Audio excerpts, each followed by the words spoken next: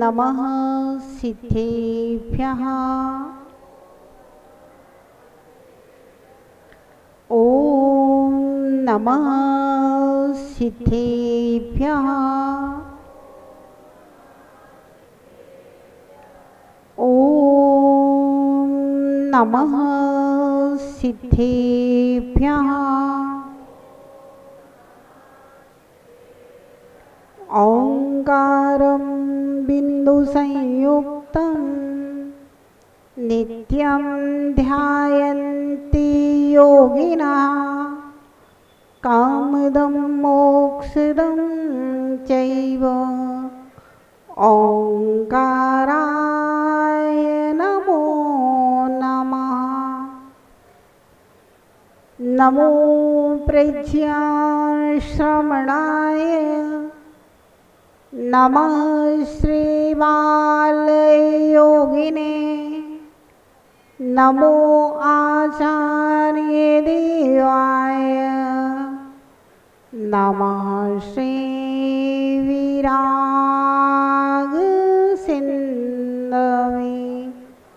नमः श्रीविशुद्धसिन्धवे। जब निरंतानंद पंच परमेष्ठी भगवान ने की जय हो। देवादिदेव एकनाथ से आदिनाथ भगवान ने की जय हो। देवादिदेव एकनाथ से चिंतामणि पार्श्वनाथ भगवान ने की जय हो। अंतिम तीर्थेश वर्तमान शासन नायक भगवान महावीर स्वामी की जय हो। परम पूज्य गणाचार्य गुरुदेव श्री 108 विराग सागर जी महाराज जी की जय हो। परम पूज्य श्रमणाचार्य गुरुदेव श्री 108 विशुद्ध सागर जी महाराज जी की जय हो। अहिंसा परमो धर्म की जय हो। परम पूज्य गणनी श्रमणी आरिका 105 विभाश्री माता जी की जय हो। आरिका संघ की जय हो। वंदन। भव्यात्माओं, एक सज्जन ने पूछा,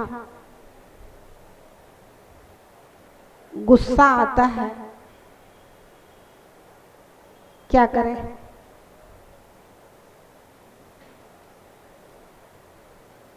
गुस्सा आता है तो क्या करें? दमन करें या वमन करें? अंदर में अगर क्रोध पैदा हो रहा है तो हम उसको बाहर निकालें या अंदर ही रखे रहें? बाहर निकालते हैं तो समस्या, अंदर रखे रहोगे तो उससे ज्यादा समस्या। अंदर रखा हुआ क्रोध, दमन किया हुआ क्रोध धीरे धीरे करके वह बहुत बड़ी अग्नि की ज्वाला बन जाएगा। फिर एकदम से ऐसा विस्फोट होएगा कि बाहर को भी जलाएगा और अंदर को भी जलाएगा। महामुनिराज सहन कर रहे थे, सहन कर रहे थे, लेकिन जब सहनशीलता के बाहर की बात हुई तो ऐसी अग्नि की ज्वाला निकली कि पूरे द्वारिका को भस्म कर दिया। तो अंदर में अगर ज्यादा सहन करेगा तो बाद में बहुत बड़ा विस्फोट हो जाएगा, लगातार आप परेशान रहेंगे। बाहर निकाल दो। अब सवाल है कि किसके ऊपर निकालो? पिता के ऊपर निकालो कि माता के ऊपर निकालो? भैया, माता पिता तो देवता के समान है। पितृदेवो भव, मातृदेवो भव। और फिर इनके हमारे ऊपर बहुत बड़े उपकार भी हैं। पाला पोषा, जन्म दिया, उपकारी का अपकार करना ठीक नहीं, उन पे तो नहीं निकालना, फिर किस पे निकाला जाए? बच्चों पर निकाला जाए और मुश्किल, बच्चे बिगड़ जाएंगे आपके। पत्नी पर निकाला जाए तो और कठिन काम हो जाएगा, रोटी खाने के लिए नहीं मिलेगी, पत्नी पे गुस्सा निकालोगे तो। पड़ोसी पे निकाला जाए, पड़ोसी लड़ाई झगड़ा करने आ जाएगा, गुस्सा किस पे निकाला जाए? नीतिकार कहते हैं जब आपका गुस्सा है तो गुस्सा दीवार के ऊपर निकाल दिया करो। जब गुस्सा है तो तकिए के ऊपर गुस्सा निकाल दिया करो। जब किसी को चिढ़ाने का मन हो तो दर्पण को देख करके किसी को चिढ़ा दिया करो। क्यों? क्योंकि ये इनके ऊपर अगर आप गुस्सा निकालोगे तो आपकी कोई हानि नहीं होगी, क्योंकि ये जो है ये सब संत स्वभाव के व्यक्ति हैं। संत स्वभाव किसे कहते हैं आपको मालूम? हमारे यहाँ साधुओं को श्रमण कहा गया है। क्यों कहा गया है श्रमण? श्रम करने के लिए श्रमण नहीं कहा गया, ये आगम की परिभाषा नहीं है। श्रम करते हैं इसलिए श्रमण है। समता समलोत्य, समता भाव में रहते हैं, साम्य भाव में रहते हैं, शांत स्वभाव में रहते हैं, इसलिए उनको श्रमण कहा गया। कैसा होता है शांत स्वभाव? कैसा है संत स्वभाव? देखिए,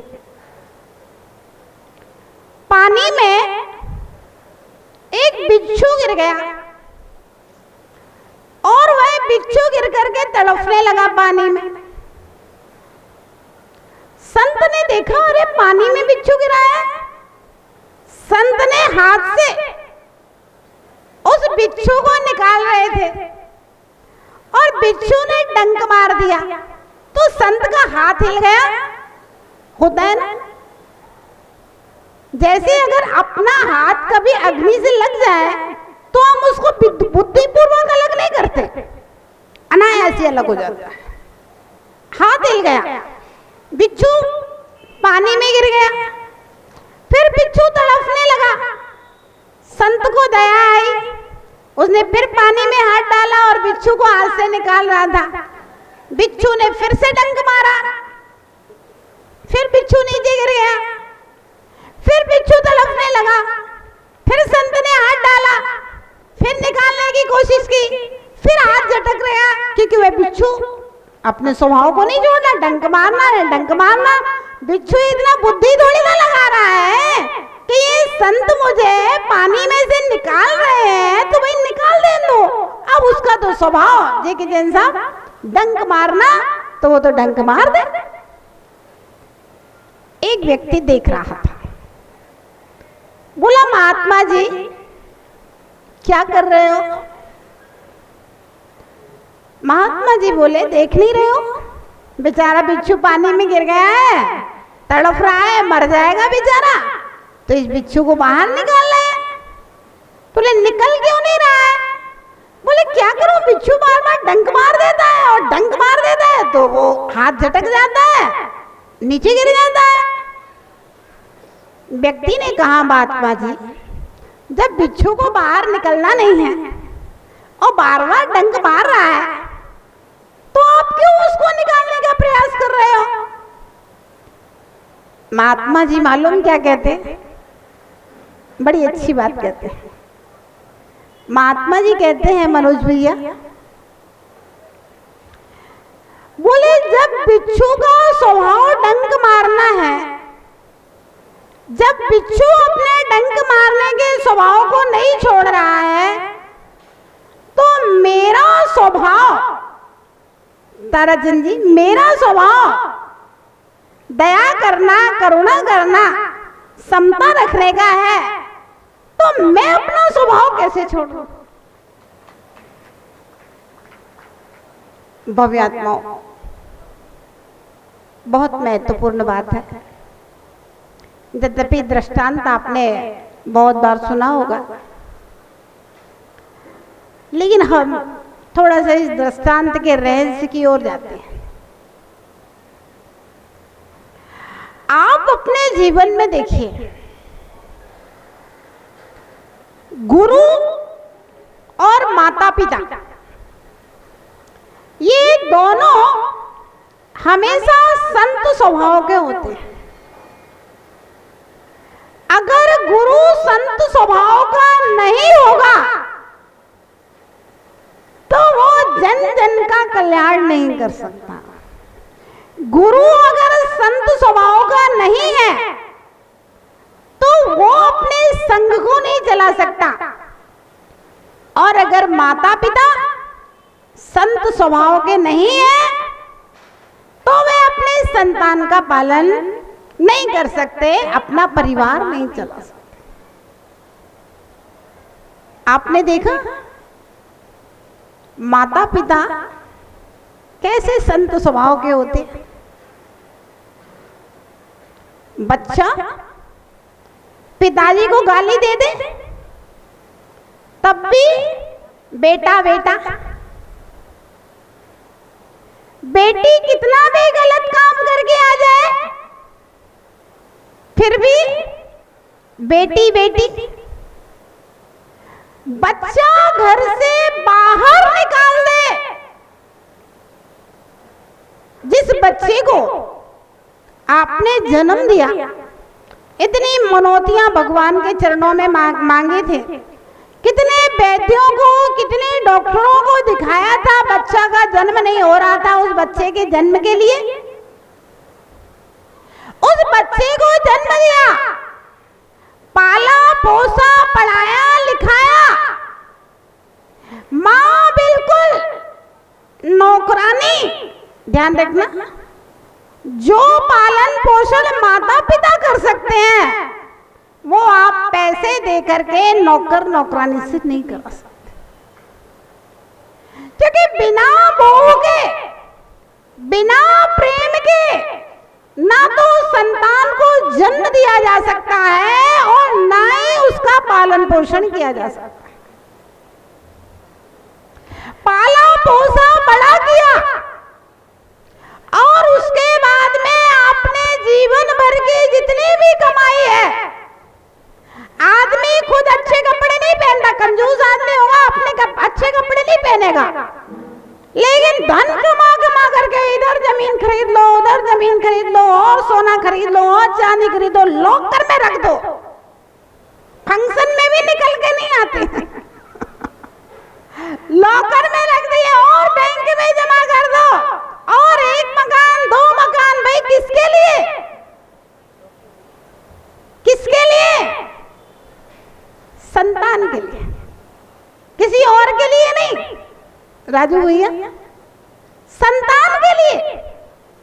और वही संतान आपको 2 पैसे की इज्जत ना दे तब भी बेटा बेटा, बहू 1 गिलास पानी ना दे और 2 रोटी थाली में न रखे तब भी भैया ये माता जी हमारी बेटी नहीं, हम तो इसको बहू मानते हैं।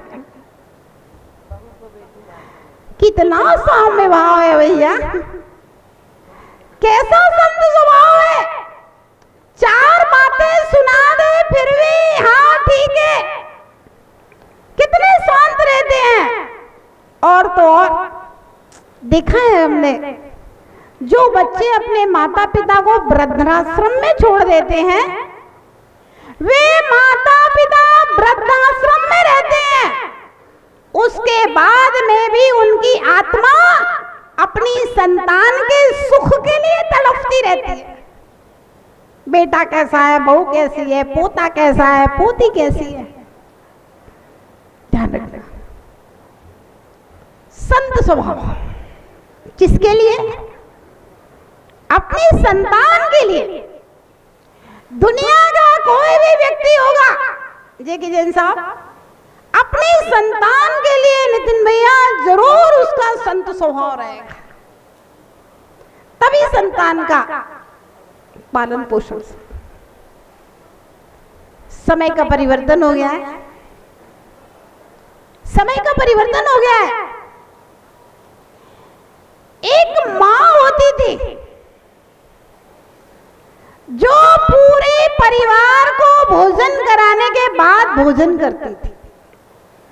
घर में आए मेहमान को भोजन कराने के बाद भोजन करती थी।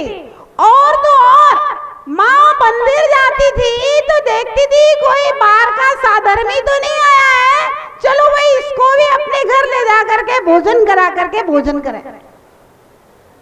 ये एक मां का स्वभाव। एक दादी जी थी 95 साल की। कितने साल की? 95 साल की दादी जी पाटोदी जी पूरे अपने नाती नतों को जब तक भोजन नहीं कर ले तब तक वो सोती नहीं थी। रात में 11 बजे आए तो 11 बजे तक जगती रहती थी। हाँ, पूरे घर ने खाना खाया कि नहीं खाया देखती रहेगी।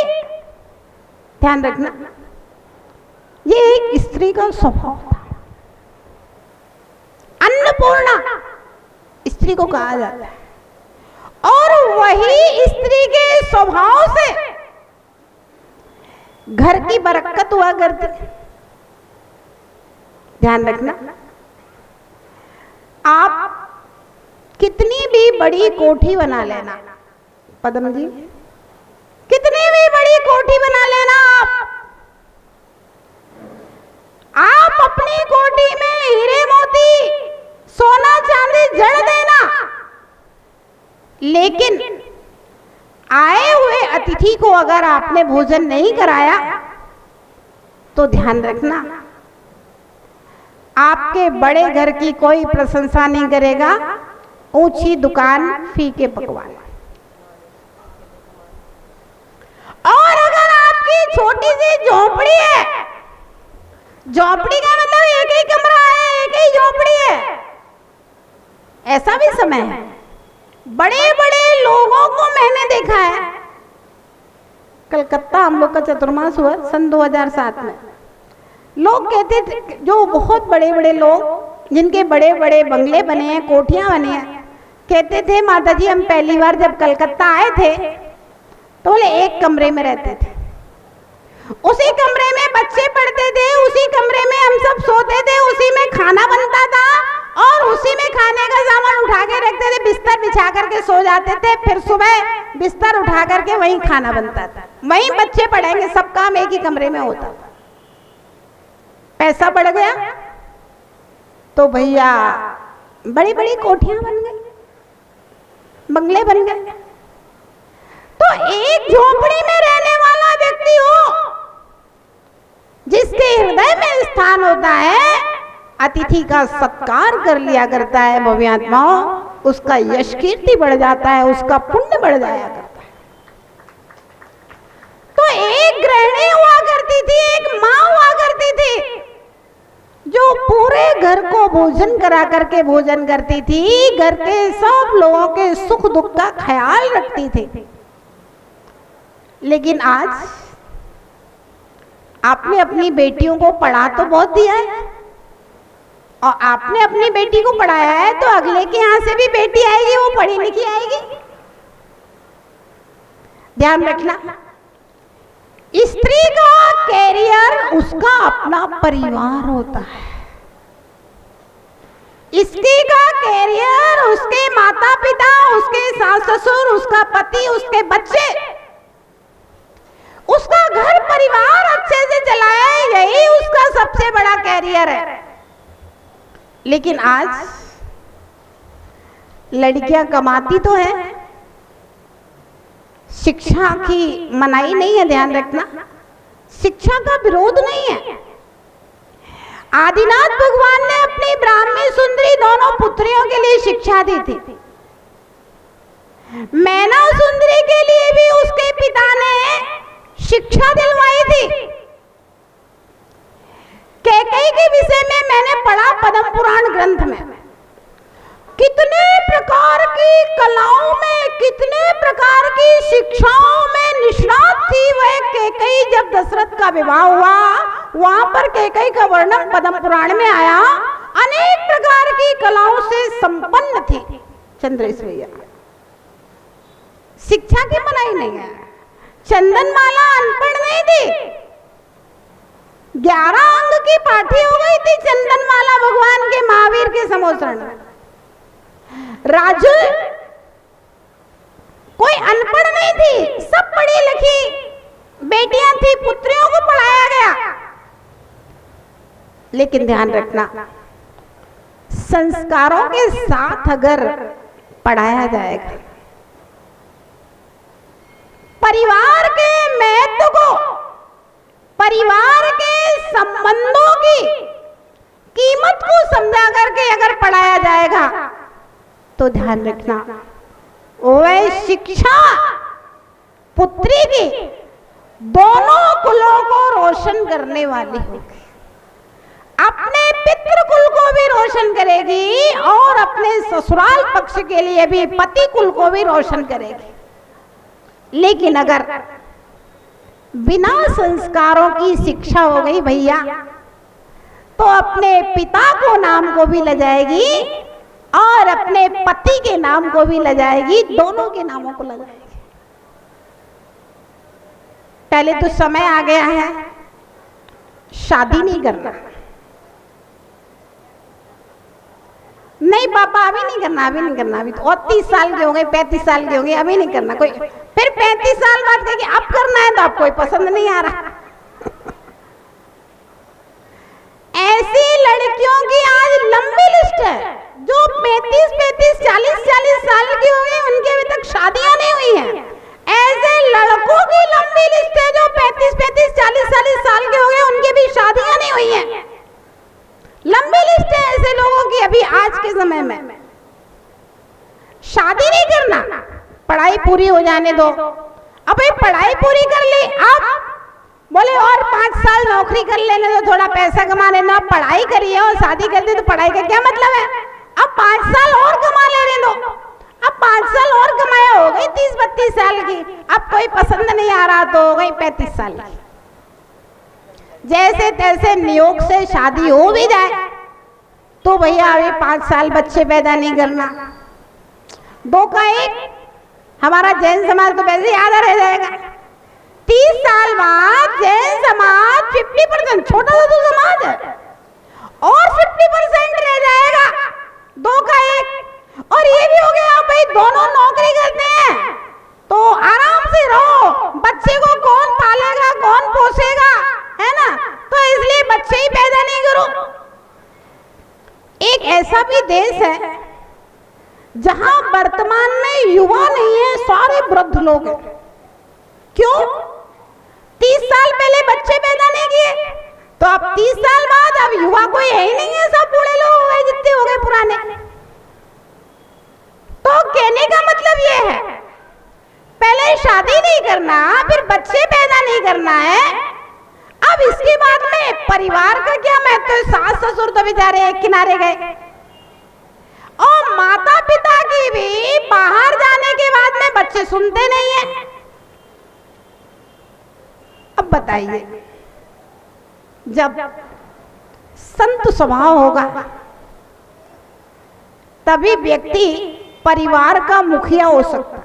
ध्यान रखना, परिवार के मुखिया को, अगर आपके परिवार में 10 लोग हैं, आपके परिवार में 20 लोग हैं, आजकल तो 10-20 लोग होते नहीं, अगर आपके परिवार में 4-5 लोग भी हैं, मान लीजिए माता पिता पति पत्नी 2 बच्चे भी हैं, अगर 5-6 लोग भी हैं, तब भी घर के मुखिया को भैया संत स्वभावी बनना पड़ेगा। सहन किए बिना आप किसी के साथ रह नहीं सकते, क्योंकि सभी जीवों के कर्म अलग अलग हैं, सभी जीवों के स्वभाव अलग अलग हैं, प्रवृत्तियां अलग अलग हैं। अगर हम चाहें जैसा हम चाहते हैं वैसे ही हमारे संग के लोग करें, कभी नहीं होगा। थोड़ा हम चले, थोड़ा तुम चलो, तभी हम साथ चल पाएंगे। ऐसे ही परिवार में अगर 4 लोग ही हैं, अगर एक व्यक्ति का एटीट्यूड हो मेरे अनुसार पूरा घर चले और आदमी बिल्कुल मेरे अनुसार उठे बैठे चले फिरे खाए पिए हर काम मेरे अनुसार होना चाहिए, तो भैया 4 लोग तो दूर की बात है, 2 पति पत्नी भी एक साथ नहीं रह सकते। परिणाम सामने है, ध्यान रखना। जब लड़की शादी होके आती थी तो 20, 25, 50 लोगों के परिवार में रह लेती थी, और आज लड़की की शादी होती है खाली 2 पति पत्नी हैं, वे भी साथ में नहीं रह पा रहे। दूसरे घर से आई हुई लड़की 50 लोगों के परिवार में रह लेती थी, और आज लड़की जा रही है तो 2 पति पत्नी साथ में नहीं रह पा रहे। कहां से आया बोलिए ये सब? ध्यान रखना। 4 भाई बहन होते थे, एक कमरे में सोना है, एक कमरे में एक थाली में खाना है, एक बल्ब में 4 भाई बहनों को पढ़ना है। उन बच्चों को 4 लोगों के साथ रहने की आदत होती थी, बचपन से ही आता है। अब एक बच्चा है और वो बच्चा अपने घर में हमेशा अपने कमरे में अकेला रहा, अकेला सोया, अकेला पढ़ा, अकेला खाया, अकेला हर काम अकेला, अपनी गाड़ी में भी जा रहा है तो अकेला। अब वो बच्चा, अब वो बच्ची, कोटा के लोगों को मालूम है हॉस्टल में एक रूम में 2 लड़कियां नहीं रहना चाहती, एक रूम में 2 लड़के नहीं रहना चाहते। पहले के जमाने में जब बच्चे बाहर पढ़ने जाते थे तो गांव के 4 दोस्त साथ में जाते थे, वो एक कमरे में रहते थे, वहीं खाना बना लिया, वहीं बिस्तर लगा के सो गए और फिर सवेरे वही बिस्तर उठा के रख दिया, वहीं उसी कमरे में पढ़ लिया। खर्चा कम लगता था, काम हो जाता था पढ़ाई।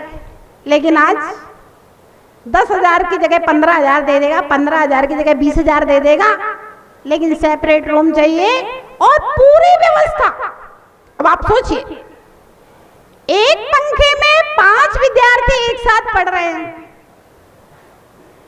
एक विद्यार्थी के लिए एक पंखा अलग चल रहा है, एक एसी अलग चल रहा है, जबकि एक एसी में 4 लोग नहीं रह सकते। क्या रह सकते? तो खर्चा 25% रह गया ना एसी का, 4 में बढ़ गया, 5 में बढ़ गया, 20% खर्चा रह गया। लेकिन एक बच्चे के लिए एक एसी चल रहा है। अच्छा, वो भी बच्चा इतना लापरवाह है कि कोचिंग चला गया 4 घंटे के लिए और एसी चल रहा है 4 घंटे खाली। होता है कि नहीं ऐसा मनोज भैया? होता है कि नहीं होता? आप सब हॉस्टल चलाने वाले लोग, मतलब इतना लापरवाही है, आप उस बच्चे से कुछ कह नहीं सकते। आज के समय में अगर बच्चा घर में किसी भी चीज की बर्बादी करता है तो माता पिता बोल नहीं सकते, नहीं तो यार वो बच्चा मुश्किल कर देगा। ध्यान रखना भैया, जितना ज्यादा कमाने लगे हैं उतना ज्यादा अहंकार बढ़ गया है, जितना ज्यादा कमाने लगे हैं उतना ज्यादा क्रोध बढ़ गया है, जितना ज्यादा कमाने लगे हैं उतना ज्यादा एटीट्यूड बढ़ गया है, सहयोग की भावना नहीं रही। क्या कहा? सहयोग की भावना नहीं रही, सेवा की भावना नहीं रही, परोपकार की भावना नहीं रही, मैं बस मैं। अब सोचिए, जो लड़की शादी ही नहीं करना चाहती, जो लड़की अपने माता पिता के लिए, सास ससुर के लिए कुछ नहीं कर सकती, जो लड़की अपने बच्चे को पैदा करने में और पालने में नखरा कर रही है, उससे आप क्या अपेक्षा रखेंगे कि वो समाज के लिए कुछ करेगी, कि कुटुंब के लिए कुछ करेगी, कि देश के लिए कुछ करेगी, कि राष्ट्र के लिए कुछ करेगी? समर्पण भाव तो विजय भैया वो होता था कि जहां पर व्यक्ति स्वयं रूखा सूखा खा करके दूसरे को खिला करके खाने की भावना रखा था, वो समर्पण भाव। भव्य आत्माओं, संत स्वभाव की चर्चा चल रही थी। गुरु के अंदर अगर संत स्वभाव ना हो, गुरु के अंदर अगर संत स्वभाव नहीं हो, तो वह शिष्य का पालन नहीं कर सकता। भाई शिष्य तो शिष्य है, कुछ भी बोल दिया और फिर सुबह बोल दिया, शाम को आके आएगा गलती हो गई क्षमा कर दो। अब भैया क्षमा तो आपको करना पड़ेगा। क्षमा नहीं करोगे तो और बीमार होएगा, तो और मुश्किल, अपने लिए मुश्किल है। फिर क्षमा तो करना ही पड़ेगा। बच्चों से कोई गलती हो जाए और बच्चा एक बार पिताजी से कह दे, कितना भी बड़े से बड़ा नुकसान करके आ जाए। मैंने देखा है कुछ बच्चे ऐसे होते हैं जैसे पिताजी की नहीं बात नहीं मानी और वो सट्टा लगा रहे हैं और सट्टा में 1 करोड़ का कर्जा कर लिया। अब वो टेंशन में आ गया बच्चा, कमरे में बंद रहता है, मम्मी पापा बेचारे देखते हैं, क्या बात है बेटा, क्या बात है बताओ, नहीं बता रहा है। फिर भी जैसे तैसे मना करके उसके दोस्तों से पूछा, पता किया, ओ 1 करोड़ का कर्जा कर लिया। मना किया था, बात नहीं मानी। मालूम पिता कितना संत स्वभावी है उस समय। पिता कह रहा है, बेटा चिंता मत करो। पाटोदी जी, पिता कह रहा है, बेटा चिंता मत करो, वो जमीन अपनी है ना, उस जमीन के 1 करोड़ के दाम है, उसको बेच करके कर्जा चुका देंगे। तुम चिंता मत करो बेटा, तुम अच्छे से रहो, अपनी दुकान पे बैठ करके व्यापार करो, कोई दिक्कत नहीं है। आया था, चला गया। भव्य आत्माओं, ध्यान रखना, अपनी संतान के लिए इंसान बहुत संत स्वभावी होता है। कितने भी बड़ी से बड़ी गलती संतान कर देगी, उसके लिए क्षमा माता पिता के अंदर और गुरु के अंदर। शिष्य कितनी भी बड़ी से बड़ी गलती कर देगा तो भी गुरु के हृदय में उसके प्रति क्षमा भाव रहता ही है। ये स्वभाव है ना, और होना भी चाहिए। अगर ऐसा नहीं होगा तो परिवार नहीं चल सकता। तो कहा गुस्सा आता है, क्या करें? ध्यान रहे, आप चिंतन करें, विचार करें, तत्व चिंतन करें। गुस्सा 3 प्रकार का होता है। एक सात्विक क्रोध होता है, दूसरा राजसिक क्रोध होता है और तीसरा तामसिक क्रोध होता है। सात्विक क्रोध होता है गुरु का शिष्य के प्रति। क्रोध नहीं है, मात्र सुधार की भावना है। काटना नहीं है, लेकिन थोड़ा सा फुसकारना तो पड़ेगा। सात्विक क्रोध होता है मालिक का अपने सेवक के प्रति, क्योंकि जब तक आंखें नहीं दिखाए तब तक काम नहीं हो। सात्विक क्रोध होता है माता पिता का अपनी संतान के प्रति, अध्यापक का अपने विद्यार्थी के प्रति सात्विक क्रोध होता है। ये क्रोध सिर्फ दिखाया जाता है और उसको अच्छे मार्ग में प्रवर्तन करने के लिए थोड़ा सा डराया और धमकाया जाता है। ये क्रोध लोक व्यवहार को चलाने के लिए आवश्यक होता है। दूसरा होता है राजसिक क्रोध, एक सम्राट का दूसरे सम्राट के प्रति क्रोध। ये क्रोध राजनीति को चलाने के लिए, शासन को चलाने के लिए इस क्रोध को करना पड़ता है और किया जाता है। इस क्रोध के कारण बड़े बड़े युद्ध हो गए। रामायण और महाभारत के बड़े युद्ध इसी क्रोध के अंदर के कारण से हुए थे। न्याय और नीति की स्थापना के लिए भी सम्राटों को क्रोध करना पड़ता है, क्योंकि अगर अपराधी के लिए दंड नहीं दिया जाएगा तो फिर अपराध बढ़ता जाएगा। और अगर कोई सम्राट के ऊपर चढ़ाई करे और अगर वह सम्राट शत्रु सम्राट से युद्ध ना करे तब भी वह कर्तव्य विहीन हो जाएगा। आदि पुराण में जिनसेन स्वामी ने एक बड़ी अच्छी बात कही। उन्होंने कहा कि क्षत्रिय शस्त्रों को रक्षा के लिए धारण करता है। ध्यान देना, क्षत्रिय शस्त्रों को प्रजा की रक्षा के लिए, राज्य की रक्षा के लिए धारण करता है। क्षत्रिय हिंसा के लिए कभी शस्त्रों को धारण नहीं करता।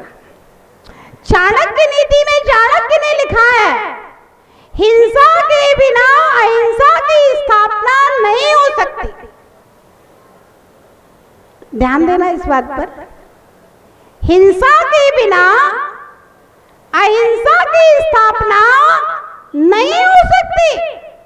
आप मुझे ये बताइए, देश की सीमा पर जो सैनिक लगे हुए हैं, हिंसा के लिए लगे हैं कि अहिंसा के लिए लगे हैं? देश की सीमा पर जो सैनिक लगे हुए हैं, पारस भैया, हिंसा के लिए लगे हुए हैं कि अहिंसा के लिए लगे हुए हैं? ध्यान रखना, अगर देश की सीमा पर सैनिक ना लगे हों तो आप यहां बैठ करके शांति से प्रवचन नहीं सुन सकते। आप अपने व्यापार को शांति से नहीं कर सकते, आप अपने घर में शांति से नहीं रह सकते अगर देश की सीमा पर सैनिक ना लगे हो। देखने में लग रहा है कि ये बंदूक लेकर के भ्रमण कर रहे हैं, हिंसक है ये हिंसक नहीं है। ये आपकी सुरक्षा, आपकी व्यवस्था, आप शांति से जी सको, शांति से भारतवर्ष में रह सको, इसलिए ये देश की सीमा पर सैनिक लगे हुए हैं। और इस हिंसा के बिना अहिंसा की स्थापना नहीं हो सकती।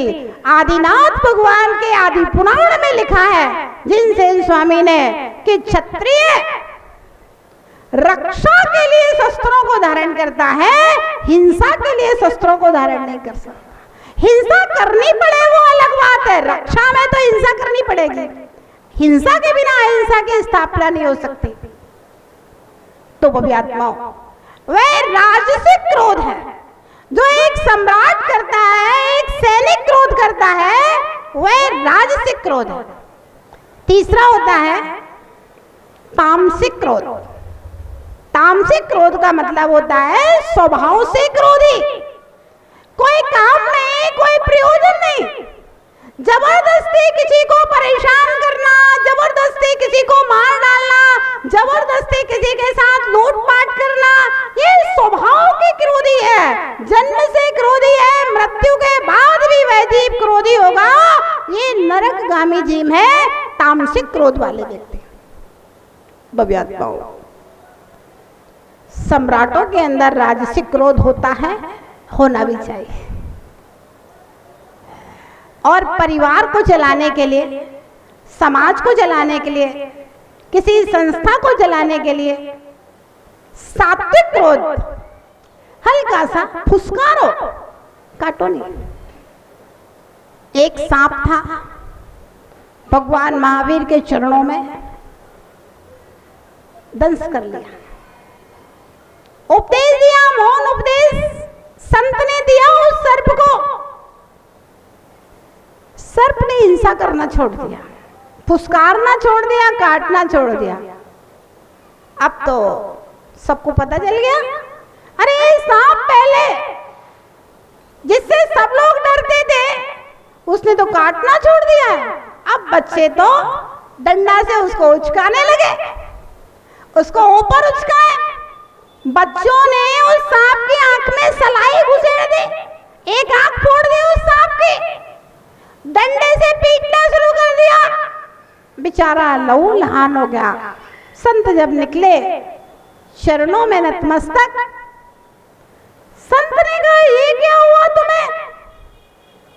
बोले संत आपने मना किया था फुसकारना नहीं, काटना नहीं। काटना नहीं इसलिए काटना छोड़ दिया, उसका ये परिणाम है।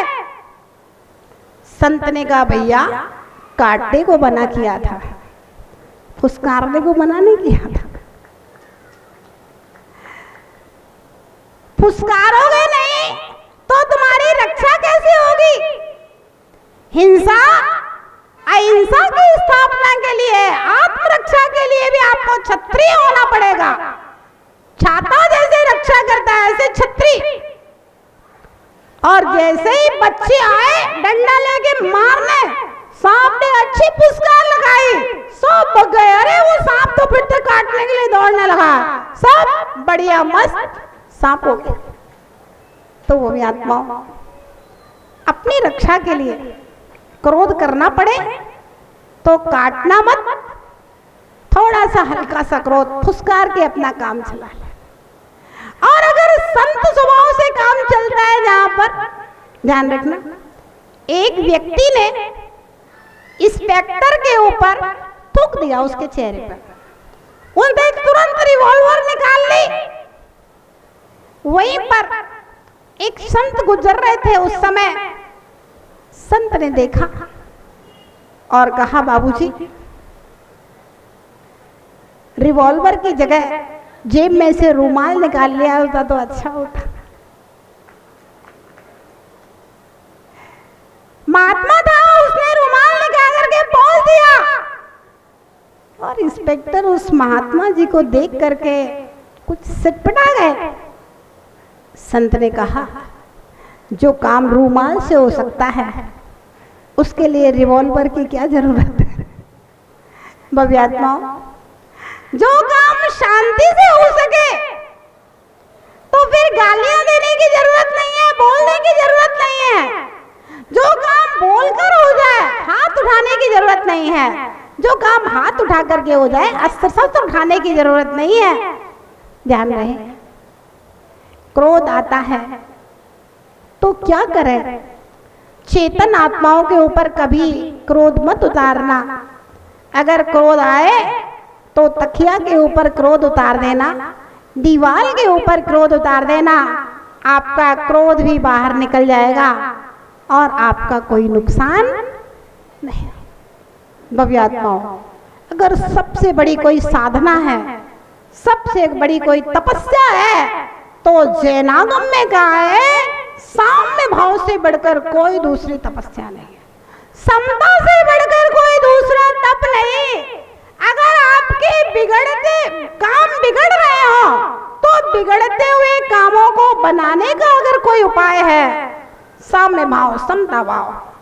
कहते ना, पहले किसी की लड़की की शादी होती थी तो लड़की का पिता बिल्कुल संत स्वभाव का हो जाता था, जब तक शादी ना हो जाए, बावरे ना पड़ जाए और विदा ना हो जाए।